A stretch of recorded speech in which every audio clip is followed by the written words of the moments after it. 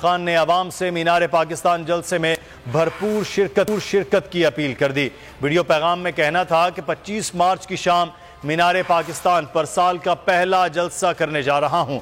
ملک نازک موڑ پر ہے، مجھے پوری قوم کی ضرورت ہے۔ میں بتاؤں گا کہ ہم نے کیسے آئین کے ساتھ کھڑے ہونا ہے۔ 8 اکتوبر میں کیا چیز فرق ہوگی کہ جو 8 اکتوبر کو بھی ہو جائیں گے؟ دیکھیں نا، کیا معاشی حالات ٹھیک ہو جائیں گے، کیا دہشت گردی کم ہو جائے گی؟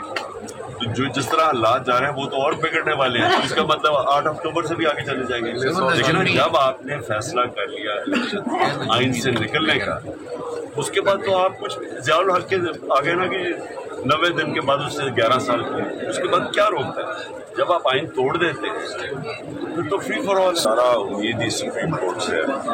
سپریم کورٹ کھڑا ہے پاکستان کو اب جنگل کے قانون میں بچانے سے، کیونکہ اور کوئی اب راستہ نہیں ہے۔ لوگوں کو اٹھایا جا رہا ہے، غائب ہے۔ یہ 40 میرے اوپر اگر دہشت گردی کے اس ملک میں میرے اوپر کیسز کرتی ہے، قوم مجھے 50 سال سے جانتی ہے۔ کیا کوئی ماننے کے لیے تیار ہے کہ میں نے 40 کے بعد دہشت گردی کیا؟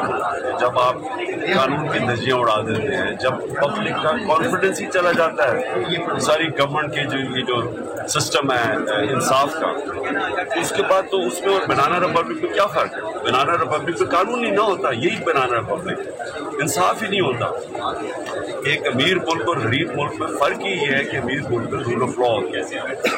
دنیا کی تاریخ جا کے دیکھیں، جو قومیں اوپر گئی ہیں وہ رول آف لا پہ گئی ہیں۔ جب رول آف لا ختم کرتے ہیں وہ بنانا ریپبلک بن جاتی ہے، وہ تو اوپر جا ہی نہیں سکتی۔ 95% مقدمے جو ان کے اوپر تھے، یہ دو پیپلز پارٹی اور نون لیگ کے، یہ سارے ان کے دور کے تھے۔ ہمارے دور کے تو مقدمے ہی نہیں تھے۔ سارے آصف زرداری پہ، نواز شریف کو پکڑا گیا تھا پینما میں، بیٹی اور یہ وہ تو انٹرنیشنل انکشاف پہ پکڑے گئے تھے۔ ان کے اوپر تو پورا ان کے دور میں خود ہی ہوا تھا۔ اسحاق ڈار ان کے دور میں بھاگا تھا، اس کا دماد شہباز شریف کا ان کے دور میں بھاگا تھا۔ ہمارے دور میں تو نہیں، ہمارے سے صرف شہباز شریف